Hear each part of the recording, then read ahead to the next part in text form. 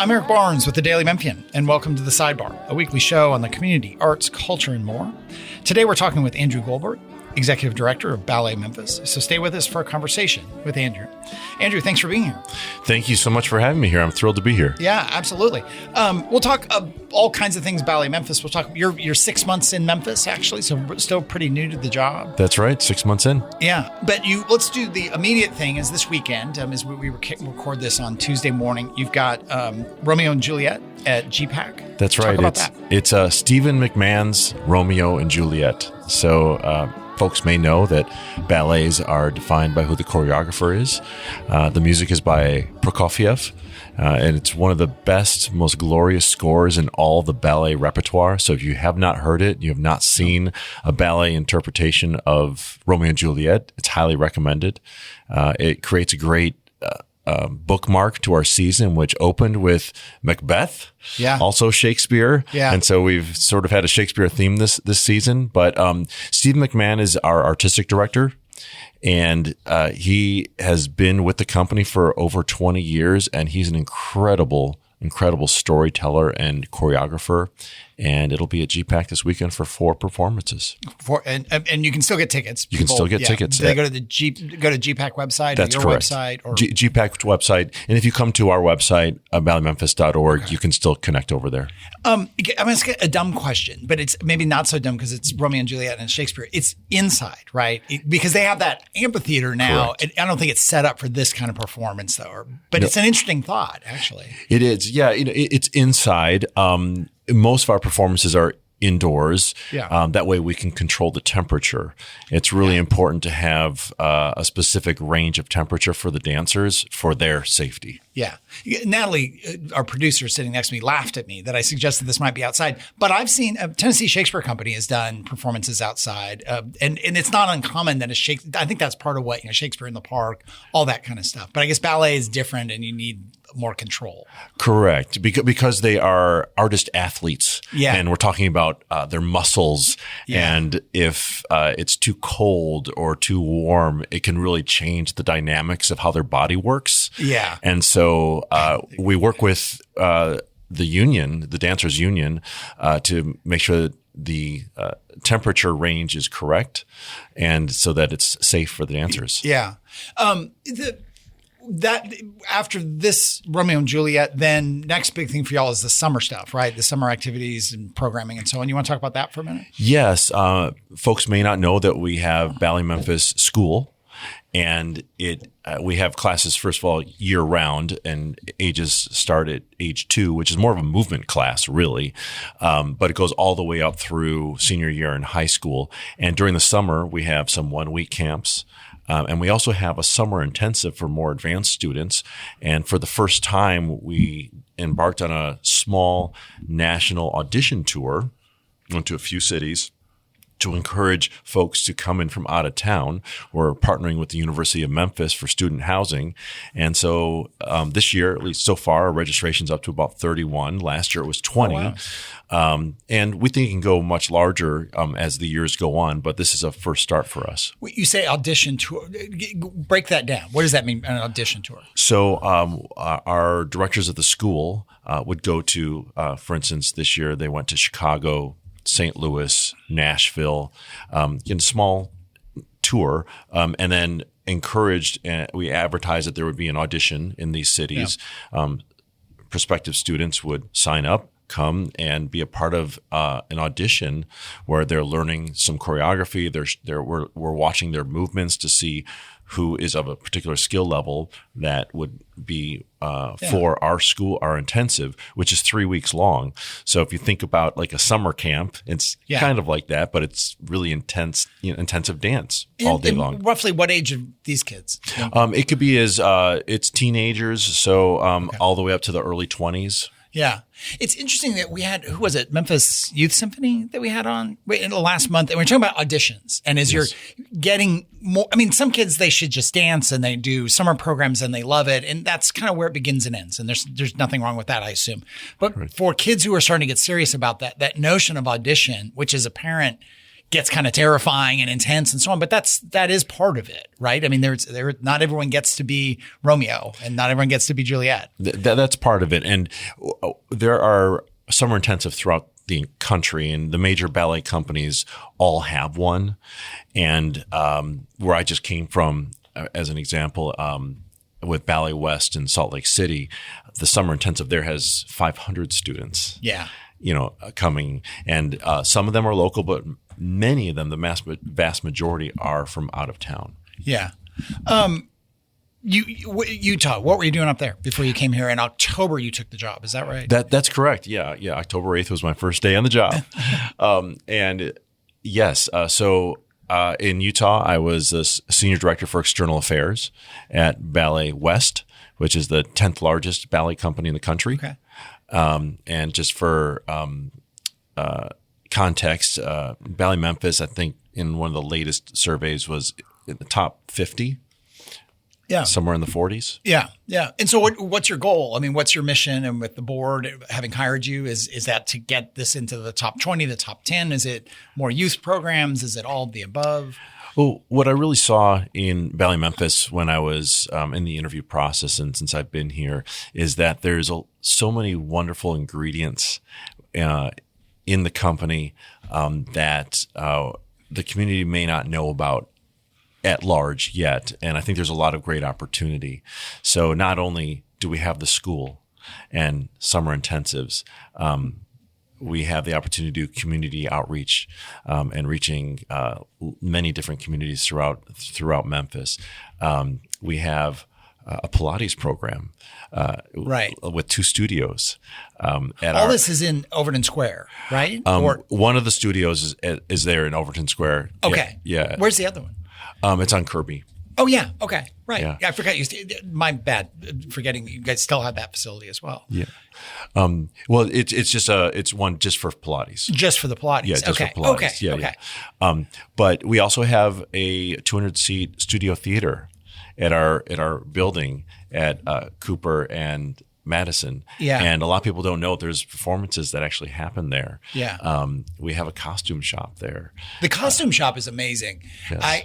It's funny. I think the building opened right before COVID, if I'm not mistaken. That's correct. So it's a strange, like anything that was right in that time, it kind of got lost because it was you weren't here, but it was a really big deal, that vacant lot and what was going to happen and what was going to be built there. And Overton Square had been kind of renovated dramatically by the Lobes. And so that beautiful building and cool, beautiful building. And I went when it opened, one of the early tour type things, you come through and get a cocktail or something. And the costume shop is just remarkable. And talk about that part just alone. Well, the majority of what you see on our stages, if not all, is designed by and built by our costume shop. And when I say designed, we do have some guest designers, come in and will design some of the shows for us. But it's a fabulous facility, and we also have storage there for all of our costumes. And it's just an unbelievable sight to see all the costumes on hangers. We have similar to a dry cleaners with those. I remember that. Yes, with the costumes on tracks. Yeah. So we can go yeah. find them, and really utilizing the space to the best of its ability. Yeah. We also, as I mentioned, we have the Pilates program, but then also we have our performances, and we're really lucky to be performing in not just our studio theater, where we recently had this great program that Stephen thought of called Dance in 30, which is 30 minutes of dance followed by 30 minutes of meet and greet with the dancers. And so we haven't announced yet, but we'll probably bring some of that back in the 26-27 season. Yeah. And we just announced our 40th anniversary season. Yeah. So talk about, before we get to the 40th anniversary season, because I'm going to do some, I will say the costume thing. I don't know why I'm so hung up on that, but it just reminded me of how cool that was. I also, one time, years ago, Mike Detroit, who runs Playhouse on the Square, we were touring around. He was showing me the back, and they just have room after room after room of costumes. And as somebody who has never been in a production, you just forget, oh, of course, there's all these costumes and then you want to keep them and you might be able to change them from one production to the other. And all of that was fascinating. The amount of stuff, it was like a hoarder's room, series of rooms, but he was like, no, it all makes sense. We're not just hoarding this stuff. It all makes sense. And not to insult Playhouse, but the Ballet Memphis one is very cool though, with the racks and just the way it's in that building, So. Well, I would say, look, Mike is fantastic, and yes. We're all in the same boat. We're all creating costumes, trying to make the best of them, so we're not purchasing new every time. If we can repurpose, for another program, whether it's a youth program or when we're doing the same ballet again in the future, that we still have the costumes and keeping them in great shape. If I'm not mistaken, Dorothy Pugh, one of your predecessors, who was the executive director when that was built, I think she was showing us, sort of, well, if you take these buttons and these ruffles and you go from, Renaissance to Civil War, or it was this funny way in which I had not thought that those things could be reused and altered and so on. Let me take a moment, though, remind everyone, we're here with Andrew Goldberg. He's executive director of Ballet Memphis. They've got their Romeo and Juliet performances coming up at GPAC this weekend. That's April 10, 11, and 12. You can go to the GPAC website or go to Ballet Memphis and get tickets. We'll talk more about the 40th anniversary series, some things coming up next year as well, and sort of Andrew's background in the business. But let me take a moment, remind everyone the Sidebar, which I host every Thursday at 11:30. It airs on WYXR 91.7, focused on community, arts, culture, everything in between. But it's not just a radio show. It's one of many podcasts we do at the Daily Memphian, including our morning podcast, the AMDM, hosted by our editorial director, Mary Casciola, and also Natalie Van Gundy, who's sitting next to me. You'll hear, and a lot of different voices and reporters from the Daily Memphian 5 days a week on the AMDM. We also have our Memphis Grizzlies podcast with Chris Harrington and Drew Hill. And boy, do we can't wait till we get to the draft, because it'll just be such a great podcast. And they're obviously already teeing all that up as we move towards the end of a miserable season. We also have our food podcast, Soundbites, which is hosted by Holly Whitfield. It airs here on WYXR every Thursday at 11, but is also a podcast like the other ones. We do also host the podcast version of Behind the Headlines, the TV show we produce with the folks at WKNO every week. All of our podcasts are on the Daily Memphian site, as well as iTunes, Spotify, YouTube, or wherever you get your podcasts. Very soon, we will be doing, because everyone wants a video podcast, we'll be doing video versions of all of these podcasts, probably starting with this show, The Sidebar, in the next week, 2 weeks, 3 weeks. I'm looking at Natalie, 2 to 3 weeks, and we'll start having video of those. And you can get all, again, December, you can get all those shows. I should also note the WYXR shows. That's the Sidebar and Soundbites. Those are available at WYXR.org or on the WYXR app, where you can get archives of all the shows on WYXR, talk shows and music shows, and a great way to keep up with what's happening on WYXR. If you're not a supporter of WYXR, do consider becoming one. It's nonprofit, listener-supported radio. You can become a member and get all kinds of benefits. You can do a one-off donation. And if you're not a paid subscriber to the Daily Memphian, paid subscriptions pay for about half of what we do at the Daily Memphian, the largest newsroom in the region. The other parts are advertising and events. And then we are a nonprofit as well. And about 25% of what we do is supported by gifts and donations and fundraising. Coming up soon, Girls Inc. Is celebrating its 80th anniversary. It's a long anniversary, and I should have written that down. But we're going to have some folks from Girls Inc. on to talk about their anniversary. We recently had Marina Pacina from the, did I say it right? Pacini. Pacini, because this is worth leaving in, because we had a very funny conversation, and you should listen to it, about how to pronounce her name. But more importantly, she is the curator, the guest curator of the Memphis College of Art exhibit that's on at the Memphis Brooks Museum, and just a great effort of kind of trying to gather the legacy of Memphis College of Art. It was a great conversation with her. She was former full-time curator for them and came out of retirement to do this. We also had Bill Townsend on talking about Always Memphis and all the various support he does, Ansdale Mansion, other developments, all kinds of things that Bill does. It was a great conversation about Memphis. And Behind the Headlines, I should say, recently we had Paul Young. Mayor Paul Young was on. We also had Tarek Sugarman, the juvenile court judge, Steve Mulroy, Shondell Ryan from downtown. And coming up this week, we've got U.S. Attorney Mike Donovan, or actually that might be next week. And then we've got the some local election coverage with the head of the local Democratic and Republican Party coming up. I think that's this week. Again, all that's on Behind the Headlines at WKNO, or you can get that wherever you get your podcasts. But we are here with Andrew Goldberg, Executive Director of Ballet Memphis. You want to talk about the 40th season and the plans for that? We just announced it last week, and we're so excited. It's a way to sort of commemorate the past, look to the future, and our artistic director, Steve McMahon, has really put together a spectacular season. We open with a program called Memphis Sounds, which is an ode to the great music that comes from Memphis and of Memphis. We have the return of his Nutcracker, which is, again, Steve McMahon's The Nutcracker. And this will be the third or fourth season of this new production. And it's really a joyous production. And it includes and it's a collaboration with the Memphis Symphony Orchestra. We're really excited that they're playing the live music, for us. Yeah. It's really the only program of the season where we have live music. We return to Playhouse Square with a mixed rep program that we're entitling Winter Mix Celebration, and then that'll have some world premieres in that program, unnamed yet, and then we will close out the season with Peter Pan, and that'll be back at the Orpheum Theater. And Peter Pan, really exciting. It includes some of the most sophisticated flying special effects in all of ballet. And when I say special effects, I mean the dancers will be in the air. There is a flying system, and it's really beautiful. And this is also Stephen McMahon's storytelling as well.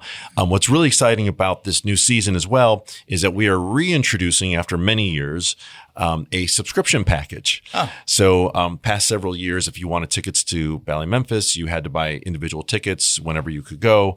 For the first time in, again, several years, you can buy a 4 ballet package. They start at just $126, which includes the Nutcracker. And the other thing I'll mention is that, if folks are thinking about subscribing, this is from the ground floor. So when I mean that, if you go onto the website right now and you say, gosh, where do I want to sit and choose your seats? You can literally choose your seats, and you're not stuck in a situation where the organization has been doing subscriptions for 20 years and you're just trying to get up a row. You're trying to get onto the aisle finally if someone doesn't renew those seats. You can go pick those great seats right now because they're all available. Yeah. Yeah. That's interesting. It's like a really clearing the deck on season tickets. Yeah. That's right. Yeah. It's a really unique opportunity. So if folks are thinking, gosh, I want to get some of the best seats for ballet and I just want to keep them over the years, this is the year to go get them. Yeah. And do that at your website. At our website. You buy the subscriptions through our website. So that's a really exciting, unique opportunity that doesn't come along very often. Talk for a minute about Memphis Sounds. What is that?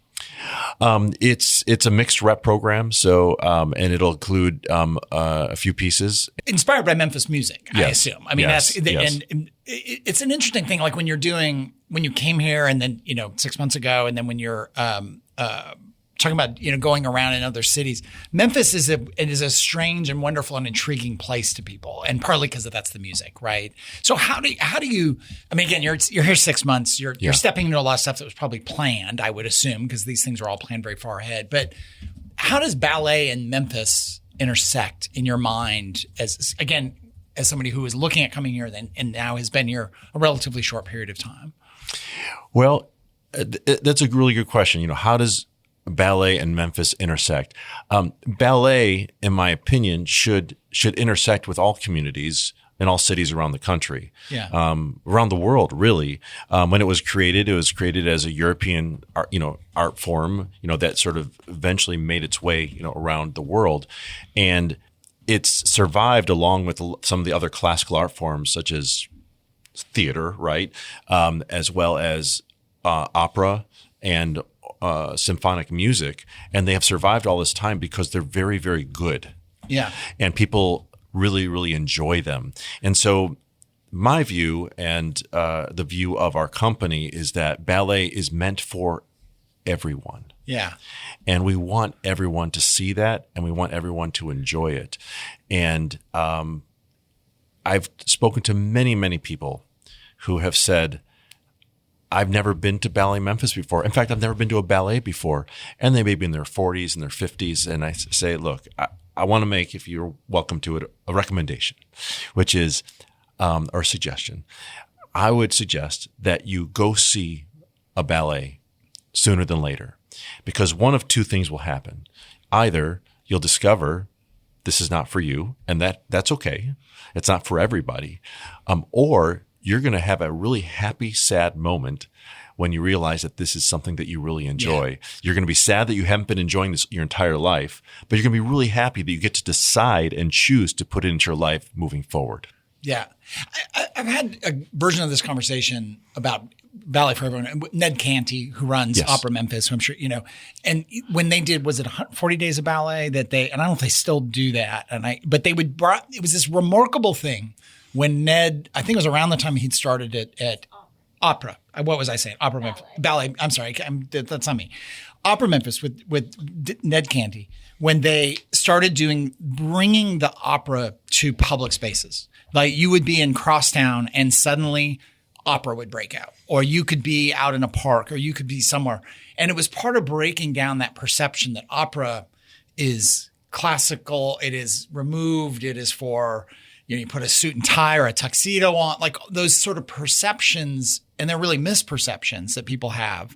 And it was a really great thing that broke down some of those barriers and made it seem much more accessible. And I think that's true of ballet. It's true of the symphony. It's true of these things that they are accessible, but there's a period of time where I think they were kind of presented as elite, you know what I mean, and removed. And is that a perception you have seen in other cities, I assume, and something, I don't want to say you have to fight it, but you have to deal with? Absolutely. I've seen it in other cities, and part of my career has infused in my career, I would say, is from a communication standpoint, is finding the unique points of connection where people feel that this could be for them.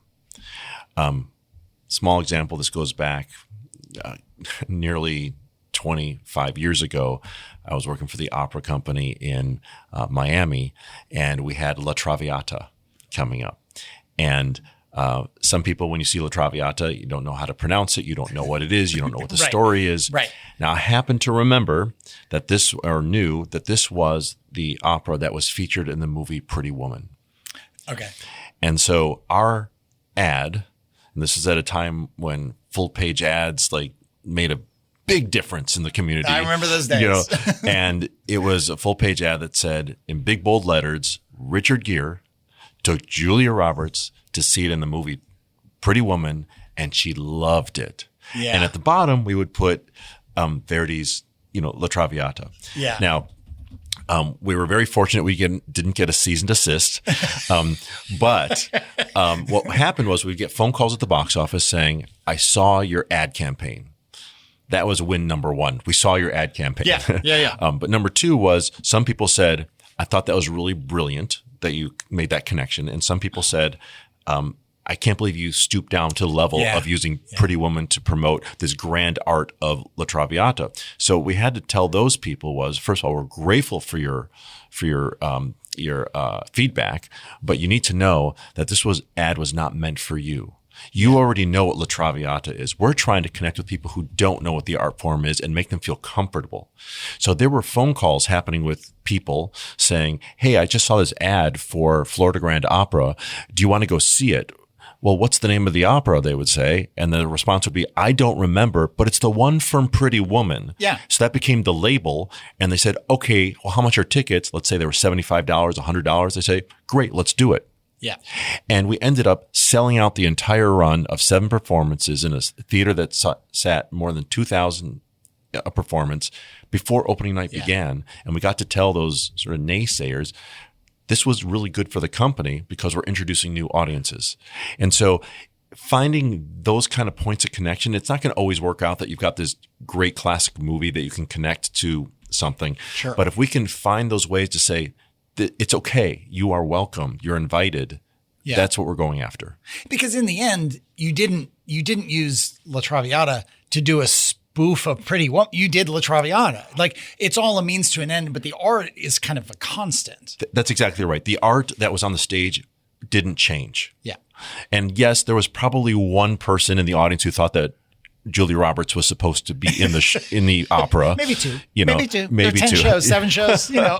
But overall, I mean, it really generated a lot of interest. And then we tried to find other areas and different ways to say, well, what's the most, culturally popular element that we can bring to this? Yeah. And it doesn't always work out perfectly, but if that's the goal, is to say, don't just think of this as elitist, but you can relate to this. That's what we're going for. It's interesting. I mean, think about something everybody's familiar with, how movies can be promoted. And sometimes you'll just I hate watching movie trailers now. I used to really like it. I hate it because it gives this distorted view so often of the movie. So I have to find some way that I'm going to see this movie. And you have that experience of you go to a movie that you really like that's very quiet and very thoughtful and but you see the trailer and it looks like a Hollywood, cliffhanger kind of movie. And you're like, I'm so glad I didn't see that trailer, because for me, I wouldn't have seen that movie. And I think, but all that's just getting people in there, and then the art is what it is, or the production is what it is. That's right. With a couple of minutes left, circling back to other programs, youth programs in the summer you're doing. I mean, lots of kids looking at. I always think about this because Natalie's sitting next to me with a 5-year-old. Is he about to turn 5? Oh my God, he just turned 5. Chandler Van Gundy. But summer camps. So how much of that stuff are you doing? Just, not kids who are at the audition phase, but they're just trying it out, or their parents are having them try it out. I assume that's a big thing for you coming up this summer. Yes. It's really for all talent levels, all interest levels.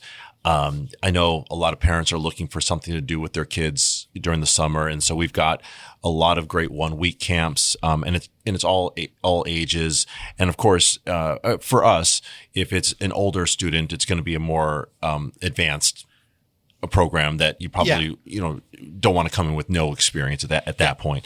But certainly, I mean, starting at age 2, it's more of a movement class at that age, but it's a lot of fun. I've got my 2 boys in class right now. It's called Discover Dance 5. Yeah. Because they are 5. Y'all can talk later. Yes. And but they love it. They love it. Yeah. It's a lot of fun. And they're learning. What I love about it is that, dance in of itself, amongst, there's lots of activities, and sports are great, too. And I was an student athlete growing up, but you learn footwork, you learn balance, you learn core work, you learn how to pay attention to work with other students. You learn all these things, and it all comes together. Yeah. Yeah. I was going to talk more about your background. We'll have to have you back and do that. Maybe when we get into your 1-year anniversary in the fall, is going into some of those other things. But Andrew Goldberg from Ballet Memphis, thanks for being here. And I'll remind everyone, Romeo and Juliet at GPAC this weekend. That's April 10th, 11th, 12th. People can go to GPAC website or the Ballet Memphis website, and they'll get where they need to be. And you said the subscriptions, the season pass, those are on sale now? Or on sale now. On sale now. So Thank you very much. We really appreciate it. That is all the time we have this week. If you missed any of the show, you can get the full episode online at the Daily Memphian or WYXR or wherever you get your podcasts. But thanks very much, and we'll see you next week.